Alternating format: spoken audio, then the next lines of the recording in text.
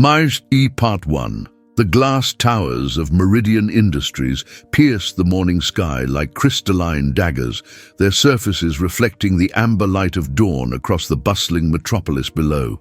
Within the highest floors of this architectural monument to corporate ambition, a storm was brewing, not of wind and rain, but of desperation and failing intellect. Marcus Blackwood stood at the floor-to-ceiling windows of his executive suite, his imposing figure silhouetted against the awakening city.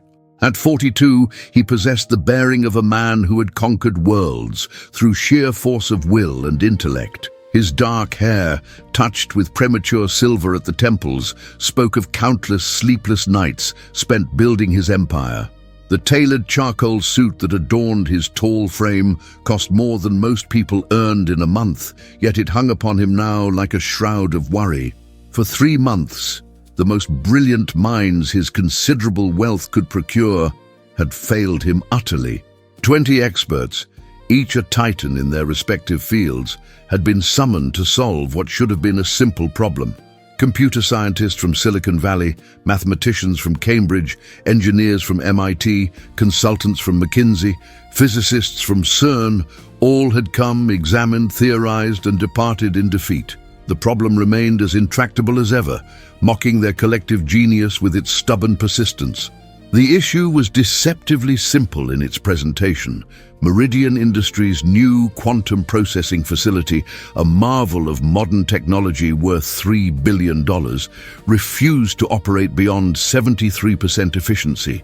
The facility was designed to revolutionize data processing, to give Meridian an insurmountable advantage in the rapidly evolving digital landscape.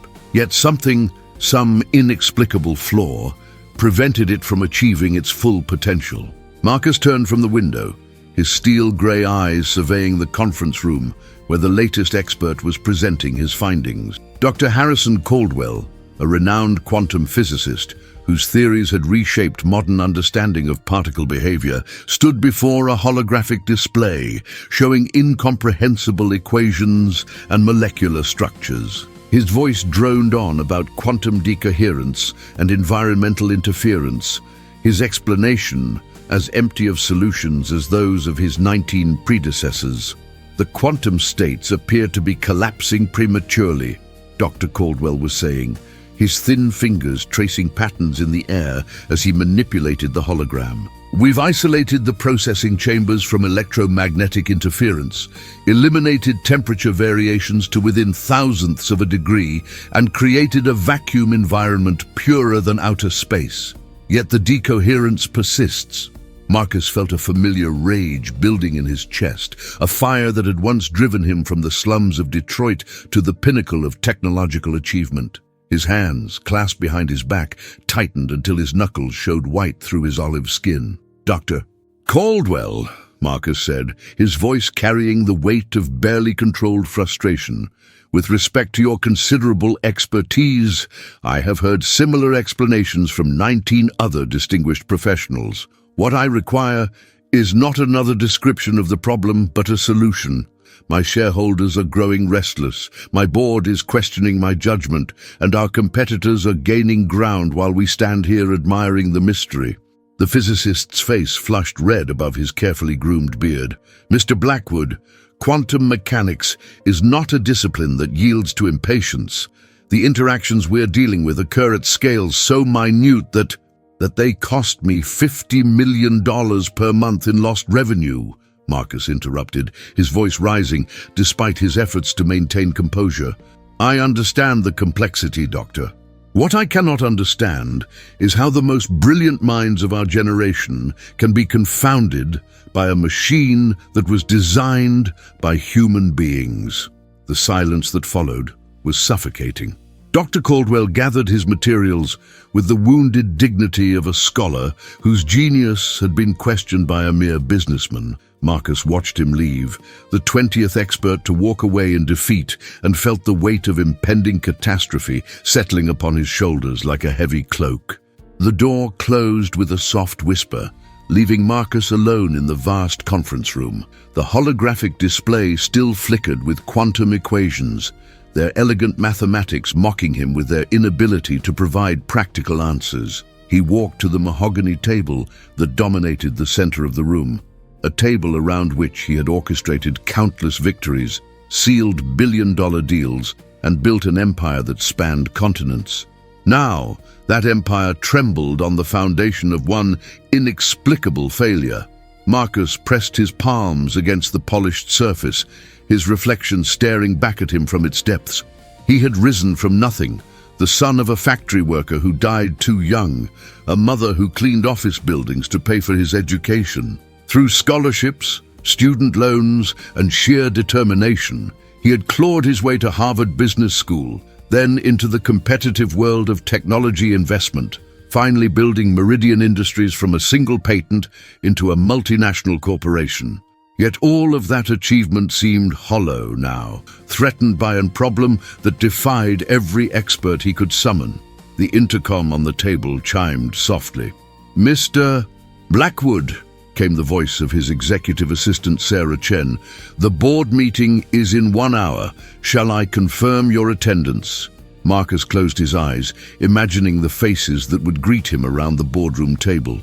Investors who had trusted him with billions, directors who had staked their reputations on his vision. How could he face them again with nothing but failure to report? "Confirm it, Sarah," he said, his voice hollow. "And please, no interruptions for the next hour." "Of course, sir." The communication ended, leaving Marcus in solitude that felt more like solitary confinement. He moved to his private elevator, descending not to the boardroom, but to the facility itself. If answers were to be found, perhaps they lay not in theories and equations, but in direct observation of the mystery that confounded the world's greatest minds. The quantum processing facility occupied the entire 32nd floor of the Meridian Tower. As the elevator doors opened, Marcus stepped into what appeared to be a temple dedicated to technological achievement. The space was vast and pristine, its walls lined with monitoring stations that hummed quietly with electronic life. In the center of the chamber stood the heart of the facility, a cylindrical structure 20 feet tall and 15 feet in diameter, constructed from materials so exotic that their very names sounded like incantations. The quantum processors themselves were housed within this central column, maintained at temperatures colder than the void between stars and isolated from vibrations smaller than the movement of atoms. Banks of quantum computers surrounded the central structure like worshippers gathered around an altar, their blue-white lights casting ethereal patterns across the polished floor. Dr. Patricia Vance, the facility director, approached with the measured gait of someone accustomed to walking on technological holy ground. She was a woman in her 50s whose intellect had been honed by decades at the forefront of quantum research. Her graying hair was pulled back in a precise bun, and her white laboratory coat was as immaculate as the environment she oversaw. "Mr. Blackwood," she said, inclining her head respectfully, "I wasn't expecting you. Have you come to observe the evening recalibration?" Marcus nodded, though he knew the recalibration would yield no better results than the dozens that had preceded it. "Dr. Vance, in your professional opinion, what are we missing? What could 20 of the world's most accomplished experts have overlooked?" She was quiet for a long moment, her gaze fixed on the central processing unit. "I've been asking myself that question for 3 months," she finally said. "The system should work perfectly. Every component has been tested independently, every connection verified, every protocol optimized. Yet when we attempt to run at full capacity, 73%, Marcus finished. 73.4% to be precise. Always the same figure, no matter what adjustments we make." They stood together in contemplative silence, two highly educated individuals humbled by a problem that seemed to exist in defiance of logic itself. Around them, the facility continued its automated routines, sensors monitoring conditions that existed at the very edge of human understanding, computers calculating probabilities that governed the fundamental nature of reality. "There's something else," Dr. Vance said quietly. "Something I haven't mentioned in my reports because it seems irrelevant." Marcus turned to her, hope flickering like a candle in the wind. What? The anomalies only occur during certain hours. Specifically, they're most pronounced between 11 p.m. and 6 a.m. During the day, particularly during business hours, the system runs closer to optimal parameters. Still not perfect, but measurably better.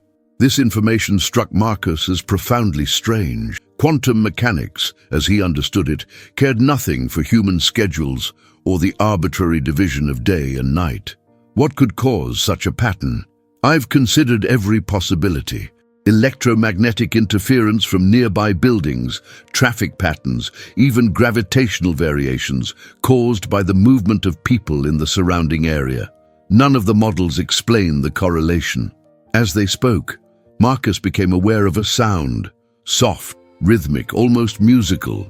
It seemed to emanate from the depths of the building itself, a whisper of movement that was felt more than heard. It was such a subtle sensation that he might have dismissed it entirely were it not for the context of their conversation. "Dr. Vance," he said slowly, "what happens in this building during those hours? From 11 p.m. to 6 a.m.? She considered the question. "Very little. Security patrols, some automated maintenance systems, emergency lighting protocols. The building is essentially dormant." "And cleaning?" "Yes, the cleaning crew works the night shift. They arrive at midnight and finish by—" Dr. Vance stopped mid-sentence, her eyes widening as she grasped the potential implication. Marcus felt his pulse quicken. Could it be so simple? So absurdly, impossibly simple that 20 brilliant minds had overlooked it entirely. "Dr. Vance, I want a complete schedule of the cleaning crew's activities. Which floors they clean, when they clean them, their exact routes through the building. Can you have that information within the hour?" "Certainly, but Mr. Blackwood, surely you don't think—" "I don't know what to think anymore," Marcus said, his voice carrying a mixture of exhaustion and desperate hope. "But we've exhausted every sophisticated possibility. Perhaps it's time to consider the obvious ones." As he spoke these words, the soft, rhythmic sound seemed to grow slightly louder, and Marcus found himself wondering about the people who moved through his building in the depths of night, invisible laborers whose work made possible the gleaming perfection of his corporate empire. What did they see, he wondered, that 20 experts had missed? What simple truth might exist in their world of mops and vacuum cleaners that had escaped the notice of minds trained to perceive the universe at its most fundamental level?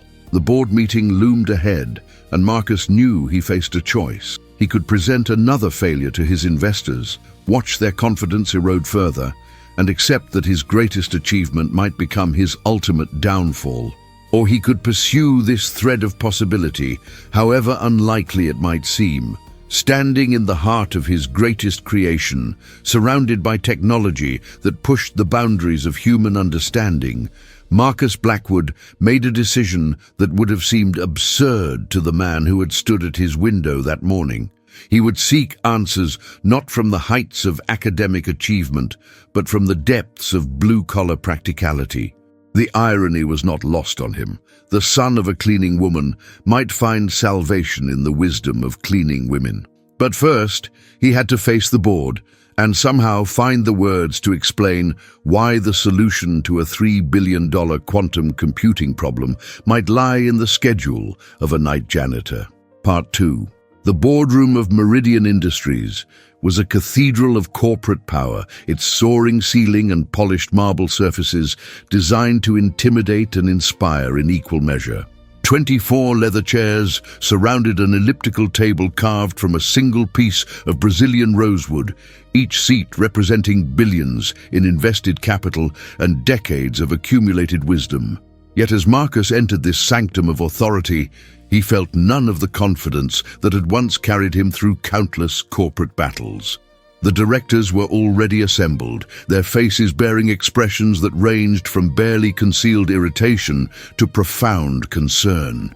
At the head of the table sat Margaret Ashford, the silver-haired chairman, whose investment firm had been instrumental in Meridian's early growth. Her pale blue eyes, sharp as winter frost, followed Marcus's progress to his seat with the intensity of a predator evaluating prey. "Gentlemen, ladies," Marcus began, his voice steady despite the tempest raging within his chest. "I know you're expecting an update on the quantum facility situation." "Indeed we are," replied Harrison Worthington III, whose family trust controlled nearly 15% of Meridian's stock. His Boston accent carried the weight of generational wealth and the impatience of a man accustomed to immediate solutions. 20 experts, Marcus. 20 of the finest minds money can procure, and yet we sit here with the same problem we faced 3 months ago. The murmur of agreement that rippled around the table felt like a physical blow. Marcus had anticipated this reaction, yet experiencing it still struck him with unexpected force. These people had trusted him with their fortunes, had believed in his vision of a quantum-powered future that would reshape the technological landscape. The quantum processing facility remains at 73% efficiency, Marcus continued, meeting each gaze around the table. However, we may have identified a previously unconsidered variable in the equation. Margaret Ashford leaned forward, her fingers steepled before her in a gesture that Marcus had learned to associate with skeptical interest. A variable that escaped the notice of Cambridge mathematicians and MIT engineers. "Precisely that," Marcus replied, feeling the weight of absurdity in his words, even as he spoke them.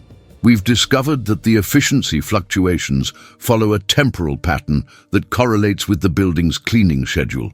Nay, the silence that greeted this revelation was so profound that Marcus could hear the whisper of the climate control system and the distant hum of traffic 30 floors below. Then Harrison Worthington began to laugh, a sound devoid of humor that echoed off the marble walls like the cry of some cynical bird. "The cleaning schedule," Worthington repeated, his voice heavy with incredulous disdain.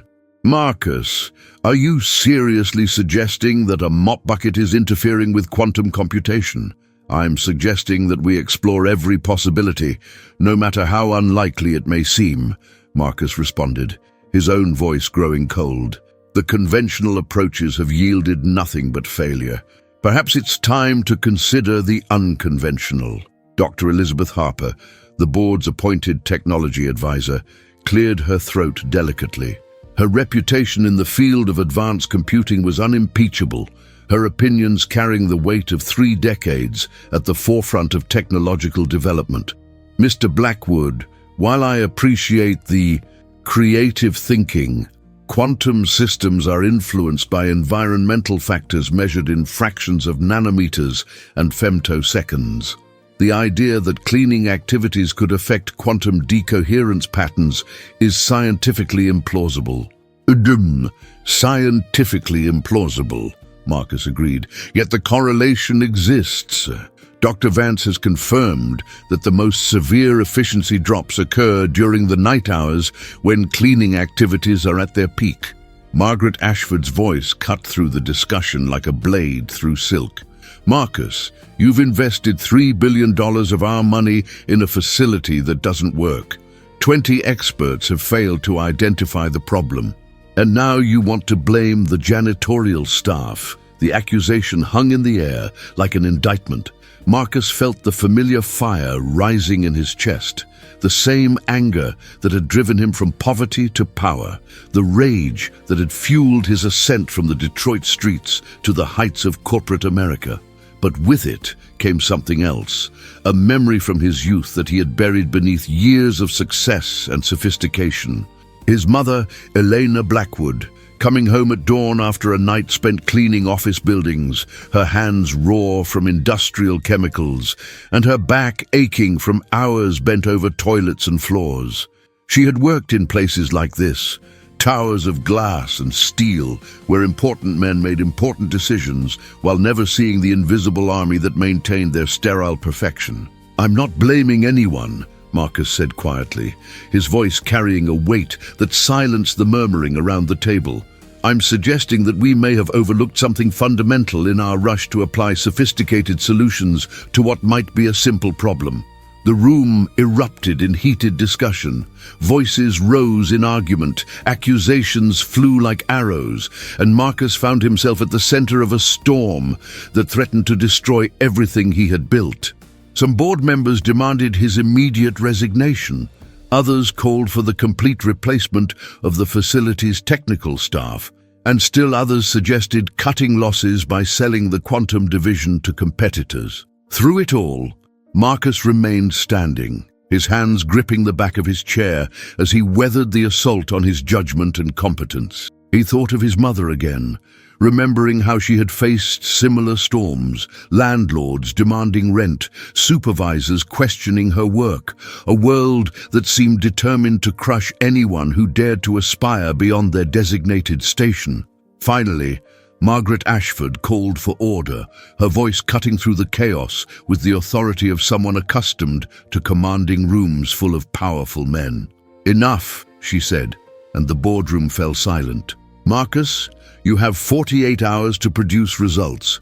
If this cleaning theory of yours yields nothing, we'll be forced to consider alternative leadership for Meridian Industries." The ultimatum struck Marcus like a physical blow, yet he maintained his composure with the discipline learned through years of high-stakes negotiations. 48 hours to validate a theory that seemed absurd even to him, or face the loss of everything he had spent his life building. "Understood," he said simply, his voice betraying none of the turmoil that raged within him. As the board members filed out of the room, their conversations a mixture of concern and calculation, Marcus remained standing at the great table. The silence that followed their departure felt heavier than their collective criticism. He was alone with the weight of his decision and the growing certainty that he was about to stake his entire career on what appeared to be a desperate grasp at straws. Yet something in the depths of his mind insisted that he pursue this path, regardless of its apparent irrationality. Perhaps it was the echo of his mother's voice, teaching him that wisdom could be found in unexpected places. Perhaps it was the intuition that had guided him through countless business decisions. Or perhaps it was simply the recognition that conventional wisdom had already failed him completely. Marcus made his way to the Human Resources Department, a journey that took him through corridors lined with the portraits of Meridian's greatest achievements, breakthrough technologies, revolutionary patents, acquisitions that had reshaped entire industries. Each image reminded him of what he stood to lose, yet also reinforced his determination to find a solution, however unconventional. The HR department occupied a modest suite on the 15th floor, its atmosphere markedly different from the marble grandeur of the executive levels. Here, the decor was functional rather than impressive, the furniture comfortable rather than intimidating. Marcus's arrival caused a stir of nervous activity among the staff, his presence as unusual as a visiting dignitary in a small provincial town. Linda Morrison, the department director, emerged from her office with the hurried efficiency of someone trying to appear prepared for the unexpected. She was a woman in her late 40s, her auburn hair showing threads of silver and her professional attire betraying the subtle signs of someone who had worked her way up from clerical positions to management responsibility. "Mr. Blackwood," she said, extending her hand with a firm grip that spoke of confidence earned through competence. "This is certainly an unexpected pleasure. How can we assist you?" "Ms. Morrison, I need detailed information about our night cleaning staff. Specifically, I need to know about the woman who cleans the 32nd floor, the quantum facility level." Linda's eyebrows rose slightly, but years of HR experience had taught her to field unusual requests without excessive questioning. "That would be Maria Santos," she said after consulting her tablet. "She's been with the company for, let me see, 7 years. Exemplary performance record, perfect attendance, no disciplinary issues." "I'd like to meet with her," Marcus said, the words feeling strange in his mouth. In 7 years of operations, he had never personally met a member of the cleaning staff. They existed in his consciousness as an abstract necessity, like electricity or water pressure, essential but invisible. Linda's surprise was evident, but she maintained her professional demeanor. "Of course, sir.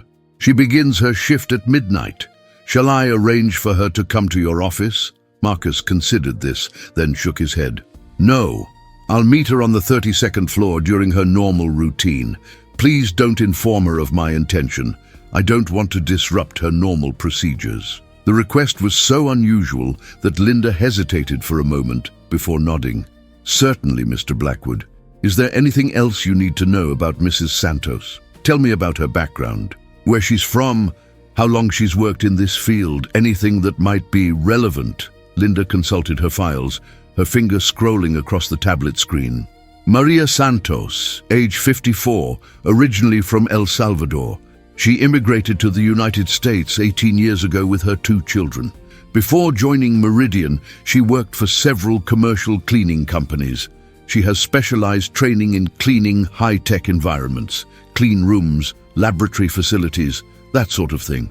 Her supervisor notes indicate that she's particularly meticulous about following protocols and procedures." The information painted a picture of dedication and professionalism that resonated with something deep in Marcus's memory. His mother had possessed that same meticulous attention to detail, the same pride in work that others might dismiss as menial. "One more thing," Marcus said. "I want you to pull the detailed work logs for the cleaning staff over the past 3 months. Specifically, I need to know exactly when Maria Santos was cleaning the 32nd floor each night, and any variations in her schedule or routine." Linda made notes on her tablet, her expression suggesting that she was beginning to piece together the possible connection between cleaning activities and the facility problems that had become legendary within the company. "I'll have that information ready within the hour, Mr. Blackwood." Dine, as Marcus left the HR department, he felt the weight of the approaching midnight hour. In 12 hours, he would meet Maria Santos, a woman whose existence he had never previously considered, but who might hold the key to solving a problem that had confounded the world's greatest minds. The irony of the situation was not lost on him, the possibility that salvation might come from the most unexpected source imaginable. He spent the remaining hours of the day in his office, reviewing quantum theory texts and facility specifications with the desperate intensity of a student cramming for a final examination. The technical manuals offered no new insights, their pages filled with equations and diagrams that had already been scrutinized by 20 experts. Yet he persisted, driven by the conviction that understanding would come not from the mathematics themselves, but from seeing them through different eyes. As evening approached and the building began to empty, Marcus felt the familiar loneliness that had become his constant companion over the past 3 months. The executive floors grew quiet, the bustle of daytime activity fading into the whispered hum of electronic systems and climate control. He watched through his window as the city transformed itself from a place of business into a realm of artificial light and distant dreams. At 11:30 p.m., Marcus made his way to the 32nd floor, his footsteps echoing in corridors that seemed vastly different in the darkness. Emergency lighting cast strange shadows across walls that appeared foreign and mysterious without the familiar accompaniment of human activity. The quantum facility, when he entered it, felt like a technological cathedral awaiting the arrival of its congregation. Dr. Patricia Vance had remained to observe the evening's experiment, her presence a reminder that scientific methodology demanded careful documentation of even the most unlikely hypotheses. She greeted Marcus with a nod that conveyed both professional respect and barely concealed skepticism about the wisdom of his approach. "The system is running at 74% efficiency," she reported, her voice carrying a note of irony, "slightly above the usual evening baseline. Perhaps your cleaning lady theory has already begun to work." Marcus ignored the gentle mockery in her tone, his attention focused on the central processing unit with its mysterious rhythms and incomprehensible calculations. Around them, the facility hummed with the quiet intensity of machines processing information at the speed of light, their electronic minds grappling with problems that existed at the very foundation of physical reality. At exactly midnight, the elevator chimed softly, and Marcus felt his pulse quicken with anticipation and anxiety. The doors opened to reveal a woman of medium height, wearing the navy blue uniform of the Meridian cleaning staff. She pushed a cart loaded with supplies, her movements efficient and purposeful as she entered the facility she had cleaned countless times before. Maria Santos had the bearing of someone who had faced life's challenges with quiet dignity and persistent determination. Her dark hair, streaked with silver, was pulled back in a practical ponytail, and her brown eyes held the alert intelligence of someone accustomed to noticing details that others might miss. Her face, marked by lines that spoke of both hardship and laughter, carried an expression of mild surprise at finding the facility occupied during her usual solitary routine. "Excuse me," she said in accented English that carried the musical cadences of her native Spanish. "I did not know anyone would be working tonight. Should I come back later?" Marcus stepped forward, suddenly aware of how to bridge the vast gulf between their worlds. "No, please continue with your work, Mrs. Santos. We're conducting some observations, but we don't want to interfere with your normal procedures." She nodded politely, her gaze taking in the sophisticated monitoring equipment and the obvious tension in the air.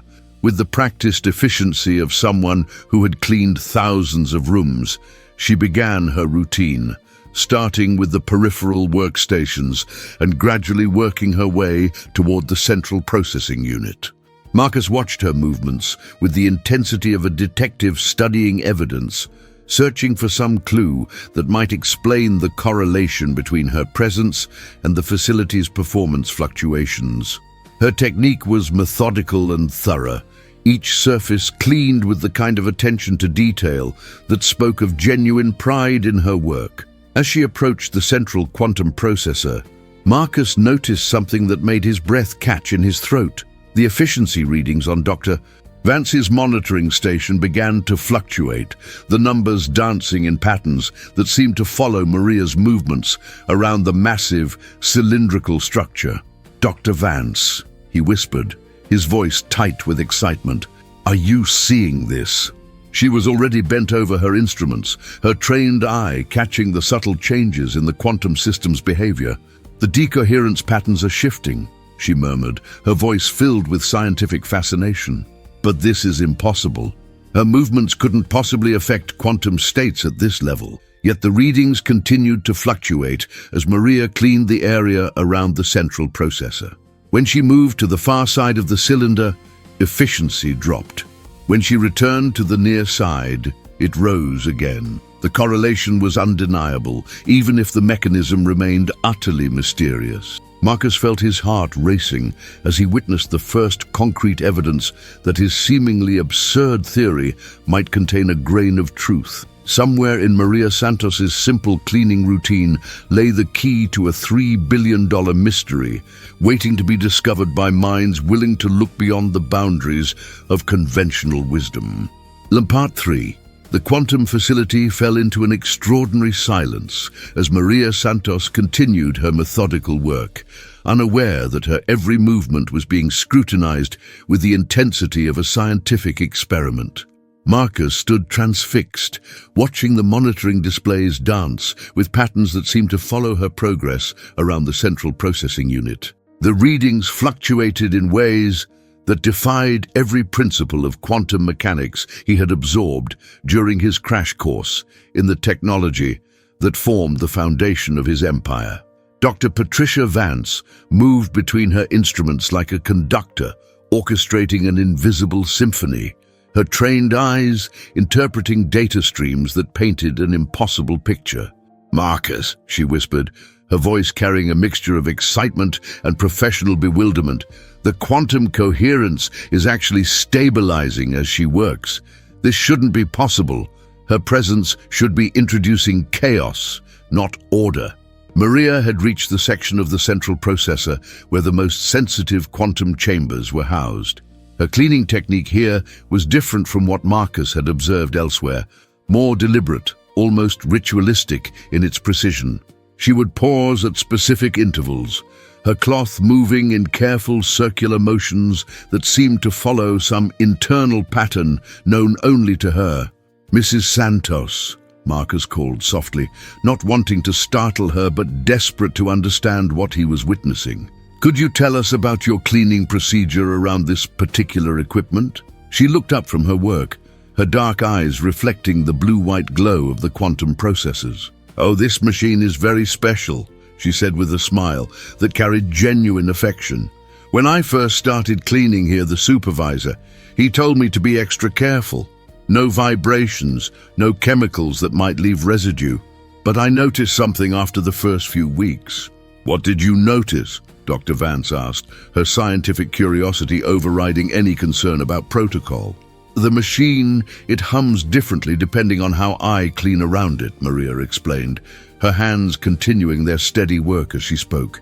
"At first I thought maybe I was disturbing something, so I tried to be even more careful. But then I realized it's not disturbed, it's like, how do you say, it's responding." Marcus felt a chill run down his spine. 20 experts had analyzed this facility with instruments worth millions of dollars, yet a cleaning woman had noticed something they had all missed. The machine was somehow interactive with its environment in ways that transcended conventional understanding. "Responding how?" Marcus pressed, leaning forward with an intensity that made Maria glance at him with slight concern. "Well, you see this section here?" She gestured to a particular area of the central processor, where a complex array of quantum sensors was housed behind protective barriers. "When I clean in straight lines, the humming gets irregular. But when I move in circles like this," she demonstrated with her cloth, moving in smooth, continuous arcs, "it becomes smoother, more, how you say, harmonious." Dr. Vance was frantically recording data, her instruments capturing patterns that challenged everything she thought she understood about quantum behavior. The efficiency readings were climbing steadily as Maria continued her circular cleaning motions, approaching levels they had never achieved during normal operations. "Maria," Marcus said, his voice carrying a reverence that surprised even him, "how long have you been cleaning this way?" "Since maybe the second week I worked on this floor," she replied, pausing in her work to look at him directly. "I have been cleaning technical equipment for many years, Mr. Blackwood." Marcus Blackwood. Her eyes widened slightly as she recognized the name, but her expression remained composed. "Mr. Blackwood, I have cleaned many laboratories, many computer rooms. Each machine, it has its own personality, you could say. Some are sensitive to vibration, others to temperature, others to the cleaning products you use. This one," she patted the processor housing gently, "it likes rhythm." "Rhythm," Dr. Vance repeated, her voice filled with the wonder of someone witnessing a fundamental shift in their understanding of reality. "See, rhythm, like music, but for machines. I learned this from my grandmother in El Salvador. She could make any machine work better just by understanding its nature, its needs. She worked in a textile factory, and the other workers, they would ask her to come fix their machines when the supervisors could not. She would listen, feel the vibrations, and somehow know what was wrong." Marcus found himself remembering his mother's stories about the office building she cleaned, how she could tell when the heating system was about to fail just by the sound it made, how she knew which elevators would break down before the maintenance staff noticed any problems. There was an intelligence in her work that transcended formal education, a wisdom born of intimate familiarity with the machines and systems she tended. "Mrs. Santos," Dr. Vance said, her scientific training warring with the evidence before her eyes, "what you're describing sounds like you're somehow synchronizing with the quantum processor's operational frequencies, but that should be impossible. These systems operate at scales that human senses can't perceive." Maria smiled with the patience of someone accustomed to being misunderstood by people who possessed more education but less practical wisdom. "Maybe impossible for the mind, but not impossible for the hands, for the heart." When you work with something every day, when you care for it like it was alive, you begin to understand its needs. As if to demonstrate her point, she moved to another section of the processor and began cleaning in a different pattern. Not circular this time, but in flowing figure-8 motions that seemed to follow some invisible geometry. The monitoring displays responded immediately, showing quantum coherence patterns that were not only stable, but actually improving the system's overall performance. Marcus watched in stunned silence as efficiency readings climbed past 75%, then 80, then 85. The facility was achieving performance levels that 20 experts had declared theoretically impossible with the current configuration.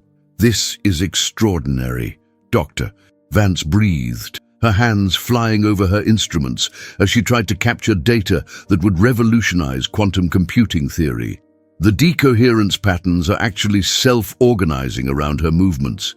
It's as if she's creating a macro-scale influence on quantum-scale phenomena.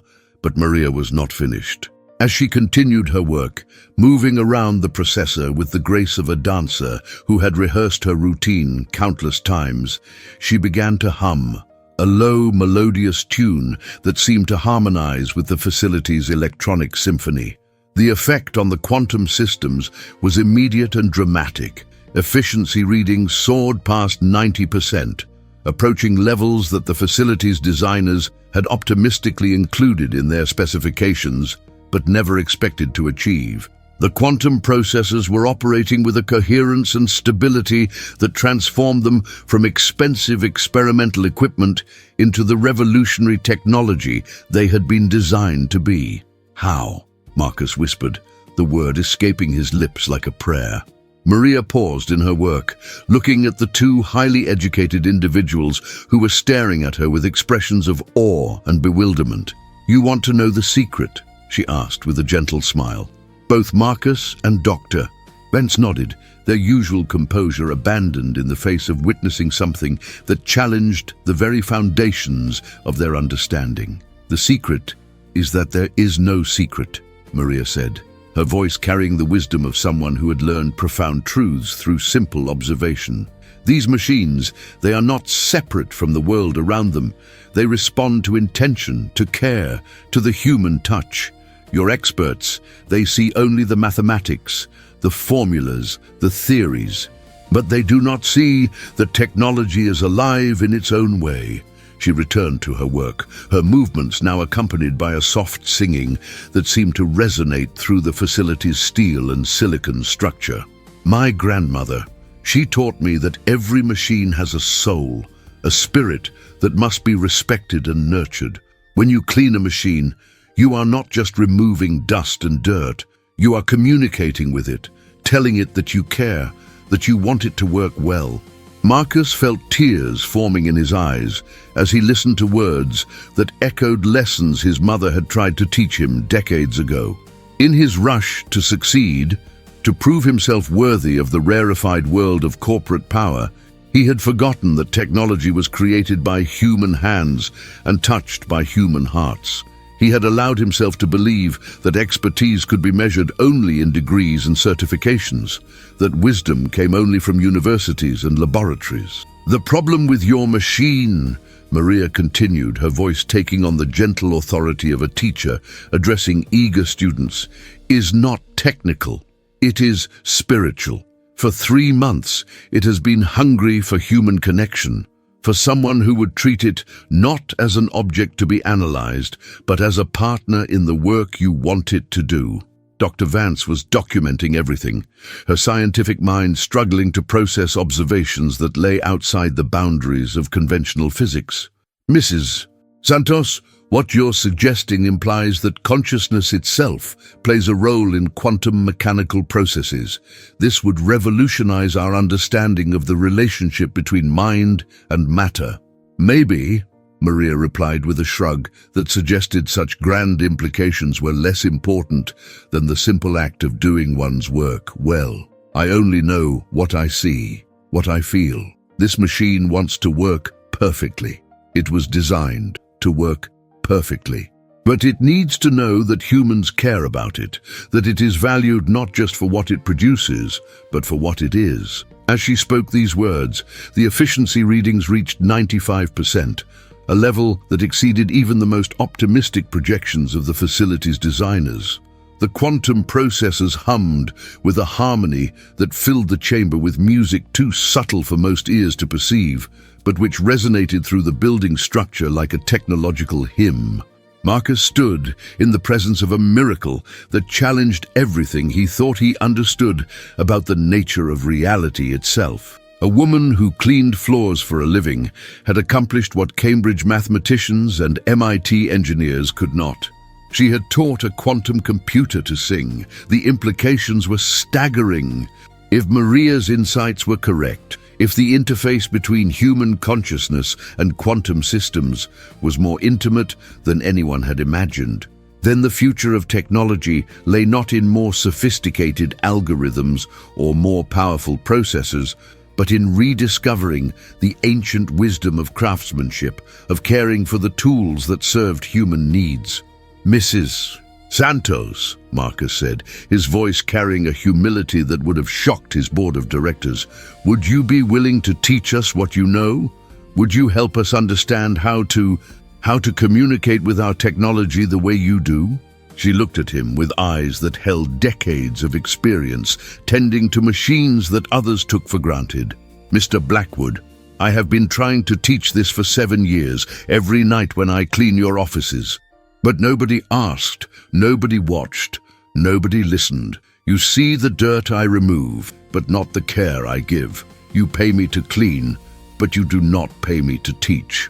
The words struck Marcus like a physical blow, forcing him to confront the blindness that had prevented him from seeing the wisdom that had been present in his building all along. How many other insights had he missed? How many other solutions had been invisible to him because they came from sources he had never thought to value? "That changes now," he said, with the conviction that had once driven him from poverty to power. "Tomorrow, everything changes." As Maria completed her cleaning routine and prepared to move on to the next section of her nightly rounds, the quantum facility settled into a performance level that would have seemed impossible just hours before. The processors ran with clockwork precision, their quantum states maintained in perfect coherence, their calculations flowing like water through channels carved by understanding rather than force. Marcus remained in the facility long after Maria had departed, watching the displays that showed a technological miracle born not from complexity, but from simplicity, not from analysis, but from intuition, not from expertise, but from wisdom.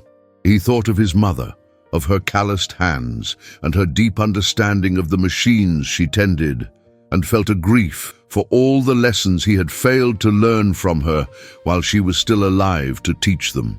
The dawn was breaking over the city when Marcus finally left the facility, carrying with him the knowledge that would either validate his seemingly impossible theory or confirm his descent into desperation.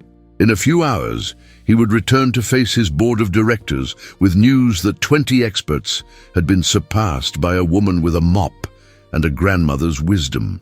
The question that remained was whether the corporate world he had spent his life conquering would be capable of accepting a truth so simple that it bordered on the mystical, so profound that it challenged the very foundations of how modern society understood the relationship between human beings and the technology they created. As he walked through the empty corridors of his tower, Marcus carried with him the sound of Maria's humming and the memory of quantum processors learning to sing. Tomorrow, he would discover whether genius could be found in the most unexpected places, and whether wisdom could triumph over expertise in the unforgiving arena of corporate power. Part 4. The dawn light filtering through the floor-to-ceiling windows of Marcus's office carried a different quality than any sunrise he had witnessed in the 32nd floor sanctuary of corporate power. As he sat in his leather chair, the events of the previous night played through his mind with the persistence of a fever dream that refused to break. The quantum facility's performance data glowed on his computer screen, 95% efficiency maintained throughout Maria Santos's cleaning routine, dropping back to the familiar 73% baseline only after her departure. The numbers were irrefutable, yet Marcus knew that presenting them to his board would require a delicacy that might exceed his considerable powers of persuasion. How does one explain to rooms full of Harvard MBAs and Stanford PhDs that their $3 billion investment had been salvaged by insights gleaned from a grandmother in El Salvador who understood machines as living entities deserving of care and respect? His intercom chimed with the measured precision that marked the beginning of another corporate day. "Mr. Blackwood," came Sarah Chen's voice, carrying the subtle tension that had colored all their interactions since the quantum facility crisis began. "The emergency board meeting is scheduled for 10 a.m. Shall I confirm your attendance?" "Confirmed," Marcus replied, his voice carrying a conviction that surprised him. "And Sarah, please have human resources prepare a comprehensive file on Maria Santos. Employment history, performance evaluations, anything that might be relevant to her potential promotion."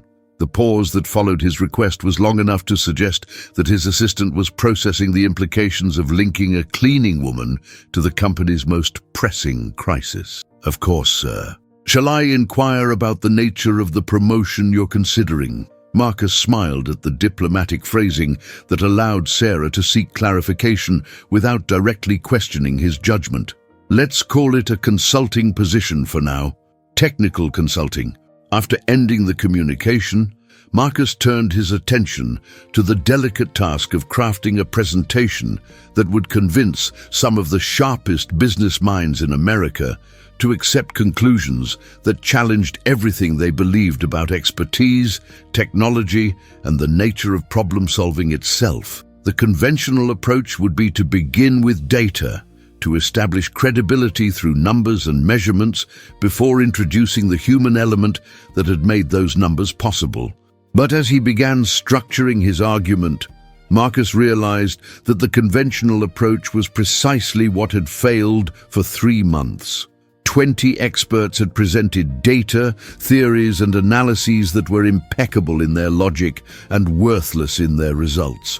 Perhaps it was time to embrace the unconventional with the same courage Maria had shown in listening to machines that spoke in frequencies below the threshold of formal recognition. Dr. Patricia Vance arrived at his office at 8:30, carrying tablet computers loaded with overnight data that documented the facility's performance in unprecedented detail. Her usually composed demeanor showed cracks of excitement and confusion, the expression of a scientist whose fundamental understanding of reality had been shaken by observations that defied explanation. "Marcus," she said, settling into the chair across from his desk with the careful movements of someone still processing shock, "I've run the analysis 3 times. The correlation between Mrs. Santos's cleaning patterns and quantum coherent stability is not only statistically significant, it's so strong that it approaches mathematical impossibility under conventional theory." She activated her tablet, projecting holographic displays that filled the space between them with swirling patterns of data visualization. "Look at this temporal mapping. Every time she performed those circular motions around the central processor, the decoherence rates dropped by factors that should be unachievable, and when she began humming, the display shifted to show waveform analyses that resembled musical compositions more than scientific measurements. The quantum states began synchronizing with acoustic frequencies in her voice. Marcus studied the data with the intensity of a general reviewing battle plans, searching for patterns that might help him understand not just what had happened, but why it had worked where more sophisticated approaches had failed. "Patricia, in your professional opinion, how do we explain this to people whose understanding of quantum mechanics comes from textbooks written by the same experts who failed to solve our problem?" Dr. Vance was quiet for a long moment, her gaze fixed on the data streams that painted pictures of impossible phenomena. "I've been struggling with that question all night," she finally said. The observations are undeniable, but the implications challenge the foundational assumptions of quantum theory. We're essentially suggesting that human consciousness can influence quantum systems at the macro scale through mechanisms we don't understand. Or, Marcus said slowly, articulating thoughts that had been forming throughout the sleepless hours before dawn, we're suggesting that our understanding of quantum systems has been incomplete because we've been approaching them as purely mechanical phenomena rather than as entities capable of responsive behavior. The concept hung in the air between them like a bridge spanning a chasm between the known and the unknowable. If Marcus was correct, if Maria's insights represented not anomalous observations, but glimpses into a deeper understanding of the relationship between consciousness and quantum reality, then the implications extended far beyond solving Meridian's efficiency problems. "There's something else," Dr. Vance said, her voice carrying the hesitation of someone about to voice thoughts that might sound absurd to trained scientific ears. "I've been reviewing the employment records of our previous cleaning staff, the people who worked the 32nd floor before Mrs. Santos. The efficiency problems began almost exactly when she took over that section of the building." Marcus felt his pulse quicken as another piece of the puzzle fell into place. "Are you saying the facility worked properly before Maria started cleaning it?" "Not properly. It was still operating below design specifications, but the problems were different. More random, less persistent. The current pattern of consistent 73% efficiency began within 2 weeks of her assignment to the quantum facility level. The revelation carried staggering implications. If the facility's problems had coincided with Maria's arrival, then either she was causing them through some unknown interference, or she was revealing them through her unique sensitivity to the machine's actual needs. Given the previous night's observations, Marcus found himself leaning toward the latter explanation. "Patricia, I want you to prepare a technical presentation for the board meeting. Focus on the data, the correlation patterns, the efficiency improvements, the quantum coherence measurements. Let the numbers tell the story without initially emphasizing the human element that made them possible." She nodded, understanding the strategic wisdom of allowing skeptical minds to confront undeniable evidence before being asked to accept revolutionary conclusions. "And Mrs. Santos, will she be attending the meeting?" Marcus considered this question with the care of someone making decisions that would echo through the remainder of his career. Bringing Maria into the boardroom would certainly emphasize the dramatic nature of their discovery, but it might also trigger the kind of dismissive reaction that could doom any chance of acceptance. "Not initially," he decided. "Let's establish the technical foundation first. If the board demands to see the methodology in action, then we'll arrange for a demonstration." As Dr. Vance departed to prepare her presentation, Marcus turned his attention to the more challenging task of preparing himself for a confrontation that would determine not only his professional future, but potentially the direction of Meridian Industries' development for decades to come. The quantum facility represented more than a technological investment. It embodied his vision of a future where human ingenuity could harness the fundamental forces of reality itself. Yet now that future depended on his ability to convince rooms full of powerful individuals that the most sophisticated problem-solving approaches could be surpassed by the intuitive wisdom of someone they would normally never encounter, except as an invisible presence who emptied their wastebaskets and vacuumed their carpets. The morning hours passed with the relentless precision of corporate schedule, each meeting and phone call bringing Marcus closer to the moment when he would stake everything on conclusions that sounded like fantasy even to his own ears. He reviewed quarterly reports, authorized expenditures, and participated in strategic planning sessions, all while carrying the secret knowledge that the solution to his greatest crisis lay in embracing approaches to technology that would have seemed primitive to the ancient Greeks. At 9:30, Marcus made his way to the boardroom, his footsteps echoing in corridors that seemed to whisper with the ghosts of previous confrontations. The marble halls of Meridian Industries had witnessed countless corporate battles, victories and defeats that had shaped the company's evolution from ambitious startup to technological powerhouse. Today, those same walls would bear witness to a challenge that transcended business strategy and entered the realm of fundamental philosophy about the nature of human knowledge itself. The board members were already assembled when Marcus entered, their faces bearing expressions that ranged from guarded curiosity to barely concealed hostility. Margaret Ashford's pale blue eyes fixed on him with the intensity of a prosecutor preparing to demolish a defendant's testimony. Harrison Worthington III consulted his platinum watch with the impatience of someone whose time was measured in millions of dollars per hour. "Gentlemen, ladies," Marcus began, his voice carrying the controlled authority that had once made him famous for turning hopeless negotiations into stunning victories. 48 hours ago, you challenged me to produce results from what you considered an unlikely theory. I'm here to report that the theory has been validated beyond our most optimistic projections. He activated the room's presentation system, filling the air above the rosewood table with holographic displays that showed the quantum facility's performance data in three-dimensional detail. The efficiency curves rose and fell in patterns that told the story of the previous night's revelations with mathematical precision. "Dr.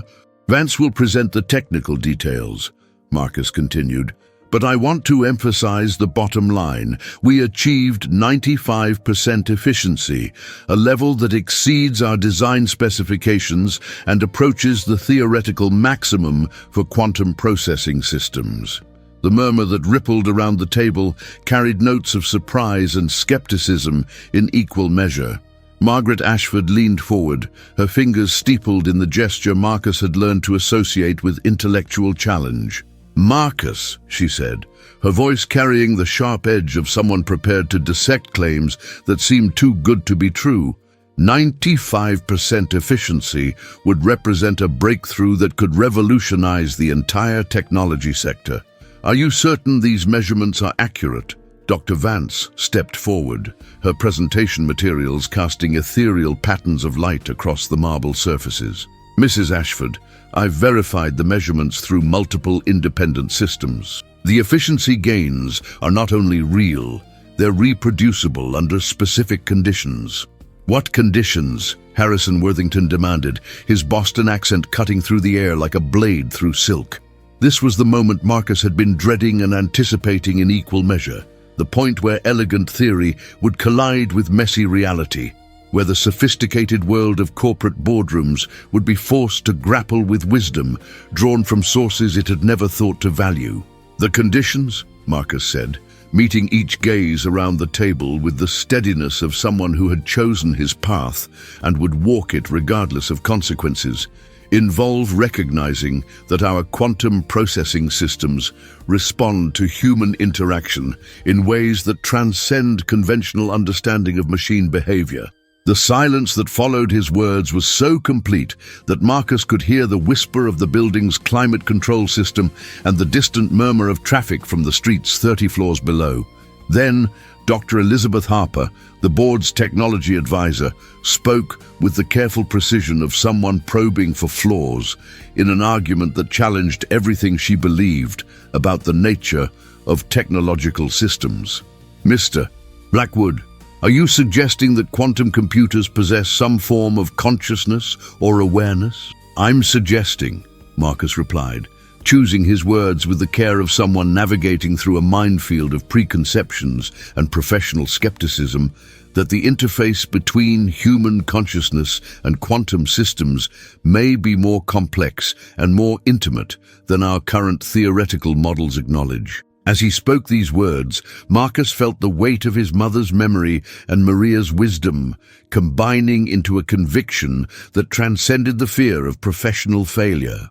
Whether his board accepted or rejected his conclusions, he had witnessed something that transformed his understanding of technology itself. The recognition that machines created by human hands and touched by human hearts might retain some capacity for responsive behavior that existed beyond the boundaries of conventional analysis.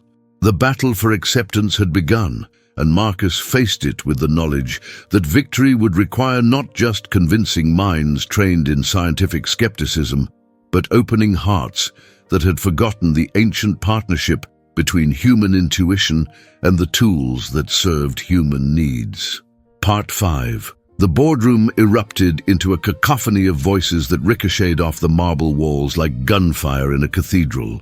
24 of the most powerful individuals in American technology sat in judgment of a theory that challenged not merely their understanding of quantum mechanics, but their fundamental assumptions about the nature of expertise itself. Marcus stood at the head of the table, weathering the storm of incredulity and outrage with the stoicism of a captain facing a hurricane that threatened to destroy everything he had built. "This is preposterous." Harrison Worthington's voice cut through the chaos with the authority of generational wealth and Ivy League certainty. "You're asking us to believe that a janitor has solved problems that have confounded Nobel Prize winners." "Not solved," Marcus corrected, his voice carrying a calm that surprised even him. "Revealed.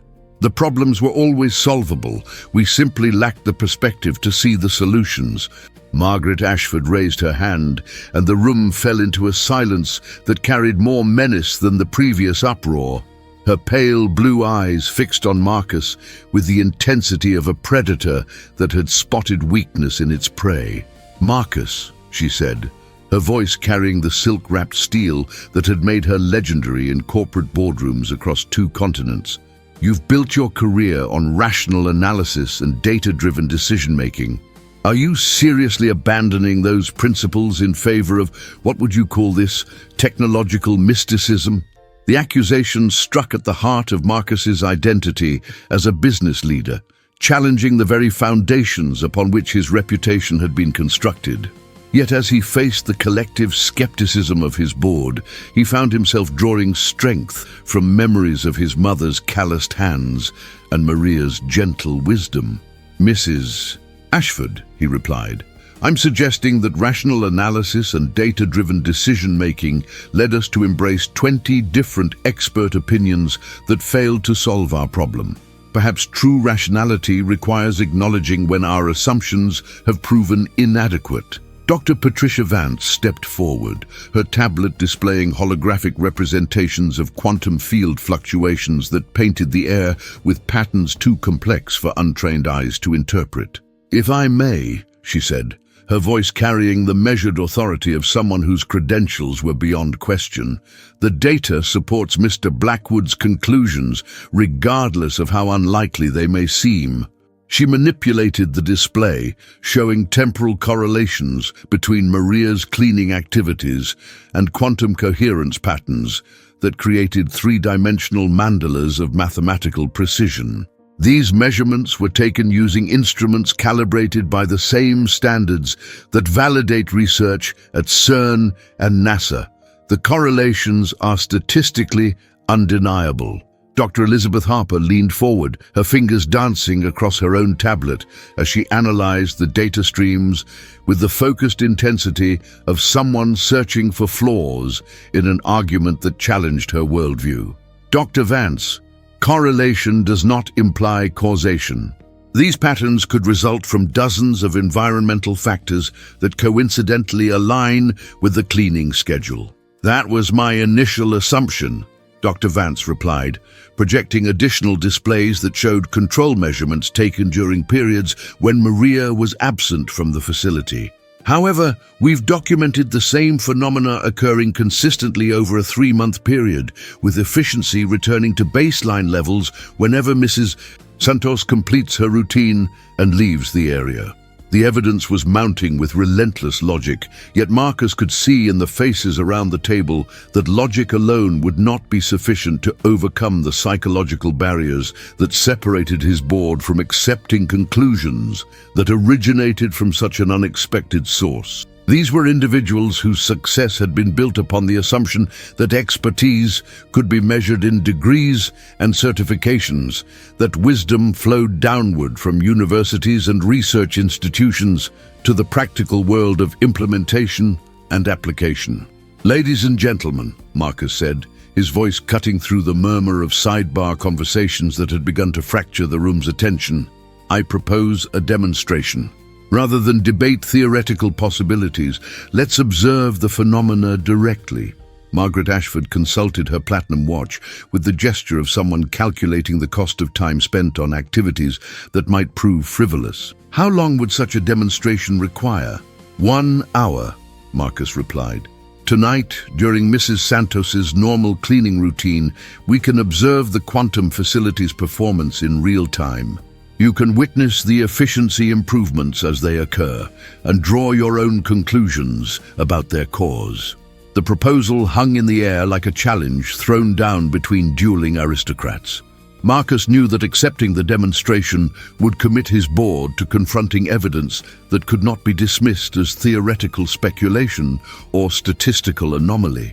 They would be forced to witness phenomena that challenged their understanding of how the world operated. Harrison Worthington exchanged glances with several other board members, their silent communication carrying the weight of collective investment and shared skepticism. "Very well," he said finally, his voice carrying the reluctant agreement of someone accepting a wager he expected to win decisively. "But Marcus, if this demonstration fails to provide convincing evidence, we'll expect your resignation to be submitted before morning." The ultimatum struck Marcus like a physical blow, yet he had expected nothing less. In the unforgiving arena of corporate power, dramatic claims required dramatic validation. Success would vindicate not only his leadership, but potentially revolutionize their understanding of human-technology interaction. Failure would end his career and likely result in the dismantling of the quantum facility project entirely. "Understood," Marcus said simply, his voice betraying none of the turmoil that raged within his chest.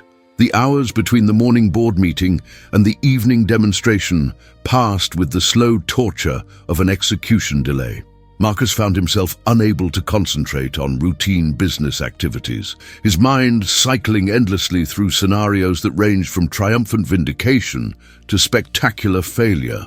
He had staked everything on the wisdom of a cleaning woman whose insights challenged the fundamental assumptions of modern technological society. As afternoon faded into evening, Marcus made his way to the Human Resources Department to personally inform Maria Santos of the evening's extraordinary circumstances. He found her in the employee break room on the 15th floor, sitting alone at a plastic table while reading a worn paperback novel written in Spanish. The contrast between her humble surroundings and the marble grandeur of the executive floors served as a stark reminder of the social distance he was asking his board to bridge. "Mrs. Santos," he said, settling into the uncomfortable plastic chair across from her, "I need to speak with you about tonight's cleaning routine." She looked up from her book, her dark eyes reflecting concern at this unprecedented interruption of her normal schedule. "Is there a problem, Mr. Blackwood? Have I done something wrong?" "On the contrary," Marcus replied, feeling the weight of responsibility for involving her in a corporate drama that could have consequences far beyond her simple desire to do her job well. "You've done something extraordinary, and tonight I need to demonstrate it to some very important people." "Yugi." He explained the evening's planned demonstration with careful attention to minimizing the pressure she might feel at being observed by some of the most powerful individuals in American technology. Yet, as he spoke, Marcus realized that Maria possessed a calm confidence that seemed largely immune to the intimidation that might overwhelm someone less secure in their own competence. "So you want me to clean the quantum facility the same way I always do, while these important people watch?" she asked, her voice carrying amusement at the thought of corporate executives finding entertainment in janitorial procedures. "Exactly the same way," Marcus confirmed. "It's important that you don't change anything about your normal routine. The way you clean that facility, the patterns you use, the rhythm of your movements, That's what makes the machines work properly." Maria nodded, with the understanding of someone who had long recognized truths that others were only beginning to discover. "My grandmother always said that machines have feelings, just like people. You treat them with respect and care, they work well for you. You treat them like objects, they give you problems." As evening deepened and the building began its transformation from bustling center of commerce to quiet sanctuary of after-hours activity, Marcus assembled his board members on the 32nd floor. The quantum facility, bathed in the ethereal blue-white glow of its processors, seemed to pulse with anticipation of the night's unprecedented demonstration. 24 individuals whose combined net worth exceeded the gross domestic product of small nations stood in a circle around the central processing unit, their usual confidence tempered by the strangeness of their surroundings. Dr. Vance had positioned monitoring stations throughout the facility, their displays showing real-time measurements of quantum coherence, processing efficiency, and electromagnetic field fluctuations. At exactly midnight, the elevator chimed its arrival, and Maria Santos emerged with her cleaning cart, dressed in her familiar navy blue uniform and carrying herself with the quiet dignity of someone comfortable in her own competence. The sight of 24 executives waiting in silent observation might have intimidated a less confident person, but Maria simply nodded politely and began her routine with the same methodical precision Marcus had witnessed the previous night. The first few minutes passed in relative silence, broken only by the gentle whisper of Maria's cleaning cloth against the facility's surfaces and the soft electronic humming of quantum processors operating at their baseline efficiency level. The monitoring displays showed the familiar pattern of 73% performance, unchanged by the presence of corporate observers who watched with the intensity of scientists studying a rare phenomenon. Then Maria approached the central processing unit and the transformation began. Her movements shifted from routine cleaning motions to the flowing, rhythmic patterns that had mesmerized Marcus the previous evening. The circular sweeps of her cloth, the careful attention to specific sections of the processor housing, the almost ritualistic precision of her technique, all performed with the unconscious grace of someone who had discovered perfect harmony between intention and action. The monitoring displays responded immediately. Efficiency readings began to climb with steady persistence. Quantum coherence patterns stabilized into configurations that painted the air with complex geometric forms, and the facility's electronic symphony shifted into harmonies that seemed to resonate through the building's steel and concrete structure. Marcus watched his board members' faces as they witnessed phenomena that challenged everything they believed about the nature of technological systems. Margaret Ashford's pale blue eyes widened with an expression that mixed scientific fascination with profound confusion. Harrison Worthington's usual air of superiority gave way to something approaching awe as he watched efficiency readings climb past 80% and continue rising. When Maria began to hum, that same low, melodious tune that had triggered the previous night's breakthrough, the facility's response transcended anything the board could have imagined. The quantum processors seemed to sing in harmony with her voice, their electronic rhythms synchronizing with acoustic frequencies that should have had no influence on quantum mechanical processes. Efficiency readings soared past 90%, approaching the theoretical maximum that 20 experts had declared unachievable. The central processing unit hummed with mechanical contentment, its complex calculations flowing with the smooth precision of water following channels carved by understanding rather than force. Dr. Elizabeth Harper stood transfixed before a monitoring station, her trained mind struggling to process observations that contradicted fundamental assumptions about the relationship between human consciousness and quantum reality. "This is impossible," she whispered, her voice carrying the stunned recognition of someone whose worldview was being systematically dismantled by undeniable evidence. Yet the evidence continued to accumulate with relentless persistence. Every movement of Maria's cloth, Every note of her gentle humming, every gesture of care and attention produced measurable improvements in the facility's performance. She was not merely cleaning a machine, she was communicating with it in a language that transcended conventional understanding of human-technology interaction. As the demonstration reached its climax, with efficiency readings stabilizing at 95% and quantum coherence patterns achieving configurations that seem to exist in harmony with natural law rather than in opposition to it, Marcus felt a profound transformation occurring within himself. The corporate executive, who had built his empire on conventional wisdom, was giving way to someone who recognized that true innovation might require abandoning the safety of accepted knowledge and embracing insights that originated from the most unexpected sources. The silence that followed Maria's completion of her routine was profound.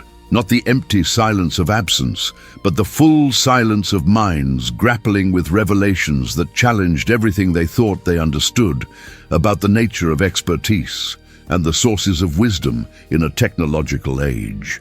Margaret Ashford was the first to speak, her voice carrying a humility that Marcus had never heard from her before.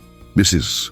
Santos," she said, approaching the woman who had accomplished what Nobel Prize winners could not, "would you be willing to teach us what you know?" The question hung in the air like a bridge spanning the chasm between worlds. The realm of corporate power and academic expertise on one side, the domain of practical wisdom and intuitive understanding on the other. Maria's response would determine not only the future of Meridian Industries' quantum facility, but potentially the direction of human-technology interaction for generations to come. Part 6. Maria Santos regarded Margaret Ashford with the patient expression of someone who had spent decades offering wisdom that others were only beginning to recognize. The quantum facility hummed around them with the contentment of machinery operating in perfect harmony, its efficiency readings maintaining the impossible 95% threshold that had confounded the world's greatest minds for 3 months. "Mrs. Ashford," Maria said, her voice carrying the gentle authority of someone who understood that true teaching required more than the transmission of techniques. "I have been trying to teach this for 7 years. Every night I work in this building. But teaching requires students who are ready to learn, and learning requires humility that success sometimes makes difficult to find." Undine, the words struck the assembled board members with the force of a profound truth that could not be dismissed or explained away. These were individuals who had spent their careers assuming that wisdom flowed downward from universities and research institutions, that expertise could be measured in degrees and publications, that the most important insights would always come from the most educated sources. Yet they stood in the presence of undeniable evidence that their assumptions had been catastrophically wrong. A woman whose formal education had ended in elementary school had accomplished what Cambridge mathematicians and MIT engineers could not. She had taught a quantum computer to sing. Marcus stepped forward, his voice carrying the conviction of someone who had witnessed a miracle and been transformed by the experience. "Mrs. Santos, on behalf of Meridian Industries, I would like to offer you a position as Senior Technical Consultant for Human-Machine Interface Development, with a salary commensurate with your demonstrated ability to solve problems that have defeated our most expensive experts." The offer hung in the air like a revolution wrapped in corporate language. Maria considered it with the thoughtfulness of someone who understood that accepting would require more than personal advancement. It would demand bridging 2 worlds that had rarely acknowledged each other's existence. "Mr. Blackwood," she said finally, "I accept your offer, but with conditions. I do not want to replace the experts you have hired. I want to teach them to see what they have been missing, to understand that technology is not separate from humanity, but an extension of it. And I want to start a program where people like me, people who work with machines every day, can share what we know with people who design them." The proposal was revolutionary in its implications, suggesting a fundamental restructuring of how technological development proceeded. Instead of wisdom flowing downward from academic heights to practical implementation, Maria was proposing a bi-directional exchange that recognized the value of hands-on experience and intuitive understanding. Dr. Patricia Vance stepped forward, her scientific training warring with the evidence she had witnessed over the past 2 nights. Mrs. Santos, what you're suggesting would require us to completely reconsider our understanding of human-technology interaction. Are you prepared to work with our research teams to document and systematize your insights? Maria smiled with the patience of someone who had long understood truths that others were only beginning to discover. Dr. Vance, you cannot systematize love, but you can teach people to love. You cannot create formulas for caring, but you can show people how to care. What I know about machines comes not from books, but from relationship, from treating them as partners in the work we do together. As she spoke these words, the quantum processors seemed to respond with subtle shifts in their harmonic patterns, as if acknowledging the accuracy of her description. The facility had become more than a collection of sophisticated components. It was a living system that responded to human intention and thrived under human care.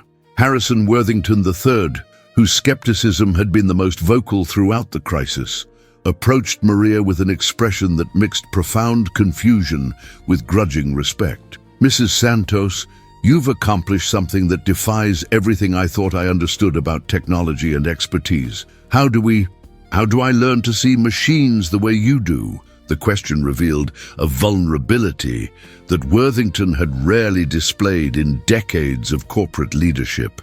Here was a man whose success had been built upon the assumption that intelligence and education were synonymous, that wisdom came only from traditional sources of authority and expertise. Mr. Worthington, Maria replied, you learn the same way I learned, by paying attention, by listening, by caring about the work you do and the tools that help you do it. When you stop thinking of machines as objects and start thinking of them as partners, they will respond to your respect with better performance. Over the following weeks, Meridian Industries underwent a transformation that would have seemed impossible to anyone familiar with the rigid hierarchies of corporate culture. Maria Santos established what became known as the Practical Wisdom Initiative, a program that brought together cleaning staff, maintenance workers, security guards, and other support personnel with engineers, programmers, and research scientists. The results were extraordinary. Production line workers who had spent years observing manufacturing equipment began sharing insights that led to efficiency improvements the engineering staff had never considered. Security guards who monitored building systems overnight provided observations that helped optimize energy consumption patterns. Maintenance personnel who knew the quirks and personalities of complex machinery became teachers for designers who had never seen their creations in actual operation.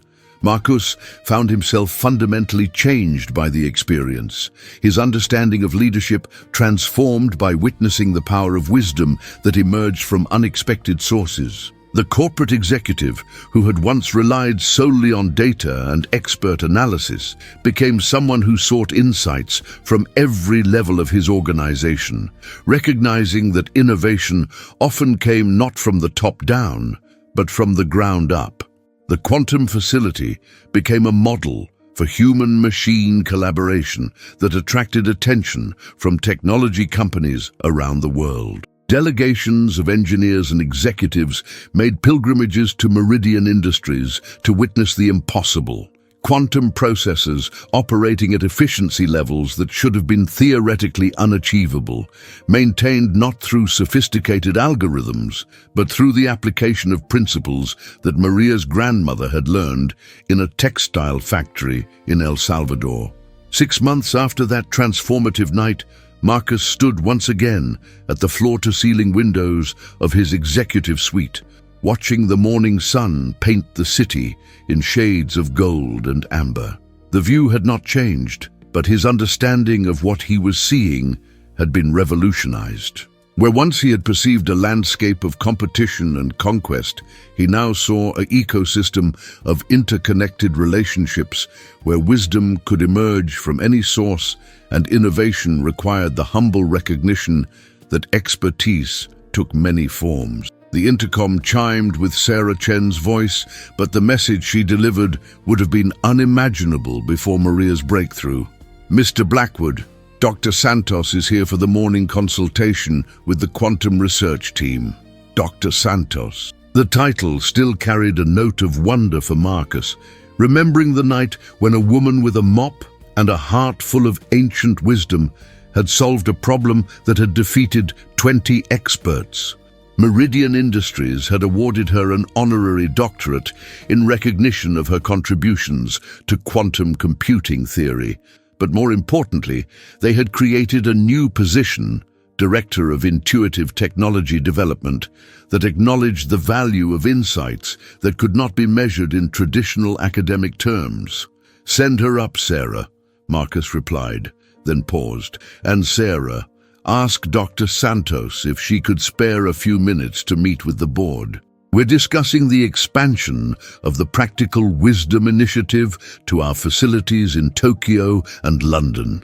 As he waited for Maria's arrival, Marcus reflected on the journey that had brought him from the edge of professional failure to a new understanding of what it meant to lead a technology company in an age where the relationship between human consciousness and artificial intelligence was being redefined daily. The quantum facility now operated at efficiency levels that exceeded its original design specifications, but more importantly, it had become a symbol of what was possible when humility replaced arrogance, when listening became more important than speaking, when wisdom was recognized regardless of its source. Maria entered his office with the same quiet dignity that had characterized her work throughout her 7 years at Meridian. But now she carried herself with the additional confidence of someone whose insights had been validated at the highest levels of corporate and academic recognition. Yet despite her transformation from invisible cleaning lady to celebrated consultant, she retained the essential quality that had made her breakthrough possible: the ability to see technology as a partner rather than a tool, to treat machines with the respect and care that brought out their best performance. "Good morning, Mr. Blackwood," she said, settling into the chair that had once been reserved for Harvard MBAs and Silicon Valley celebrities. "The research team has made excellent progress with the new processors. They're learning to listen to the machine's needs rather than simply programming their functions." Marcus nodded, marveling at how naturally she had adapted to her new role while maintaining the essential wisdom that had made her indispensable. "Maria, I've been thinking about your grandmother's teachings. Do you think she would have been surprised by what we've accomplished here?" Maria's smile carried the warmth of someone who had found deep satisfaction in seeing ancient wisdom validated by modern technology. "Mr. Blackwood, my grandmother always said that machines have souls, that they respond to human intention and thrive under human care. She would not be surprised that treating technology with love and respect makes it work better. She would only be surprised that it took so long for educated people to learn what she knew by heart." As they prepared to meet with the research team and later with the board of directors, Marcus felt a profound gratitude for the series of events that had brought him to this moment. The crisis that had threatened to destroy his career had instead opened his eyes to forms of wisdom he had never thought to value, had taught him that innovation required not just intelligence, but humility, not just expertise, but empathy. The quantum facility hummed with mechanical contentment 30 floors below, its processors calculating at speeds that approached the fundamental limits of physical law, while maintaining the harmony that came from being cared for by human hands and human hearts. It stood as a monument to the possibility that technology and humanity could evolve together, each enhancing the other in ways that transcended the traditional boundaries between creator and creation. In the months and years that followed, The Practical Wisdom Initiative would spread throughout the technology industry, revolutionizing the relationship between human insight and artificial intelligence. Universities would establish new programs that combine traditional engineering education with apprenticeships in practical wisdom. Corporations would restructure their hierarchies to ensure that insights from every level of experience could contribute to innovation and problem-solving. But for Marcus, the most important transformation was personal.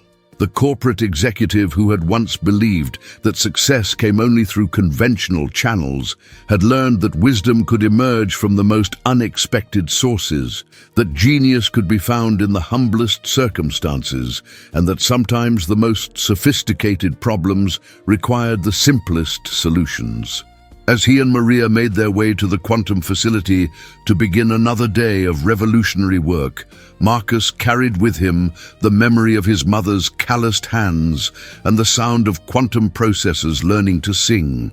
He had discovered that the future belonged not to those who could master complexity, but to those who could recognize the profound simplicity that lay at the heart of all meaningful innovation.